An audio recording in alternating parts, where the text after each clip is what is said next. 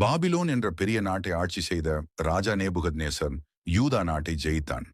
அப்பொழுது ஆண்டவர் யூதாவின் ராஜாவாகிய யோயாக்கீமையும் தேவனுடைய ஆலயத்தின் பாத்திரங்களில் சிலவற்றையும் அவன் கையில் ஒப்புக் கொடுத்தார். நேபுகத்நேச்சர் அந்த ஆலய பாத்திரங்களை ஸ்னேயார் தேசத்தில் உள்ள தன் தேவனுடைய கோவிலுக்கு கொண்டு போய் அவைகளை தன் தேவனுடைய பண்டசாலைக்குள் வைத்தான். ஜெருசலேம் நகரிலிருந்து சில சிறந்த இளைஞர்களை தன் நாட்டிற்கு கொண்டு வர ராஜா உத்தரவிட்டான்.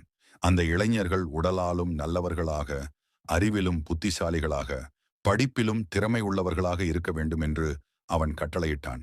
அவர்களில் 4 பேர் தானியேல், அனனியா, மிஷாவேல், அசரியா. அவர்கள் தேவனை நம்பி பரிசுத்தமாக வாழ்ந்தவர்கள். பாபிலோன் அரண்மனையில் 3 ஆண்டுகள் அவர்களுக்கு கல்வி கற்றுத்தந்தார்கள். அப்போது பிரதானிகளின் தலைவன் அவர்களுக்கு புதிய பெயர்களை வைத்தான். தானியேலுக்கு பெல்தஷாத்சார், அனனியாவுக்கு சாத்ராக், மிஷாவேலுக்கு மேஷாக், அசரியாவுக்கு ஆபேத் நேகோ என்று மறுபெயரிட்டான்.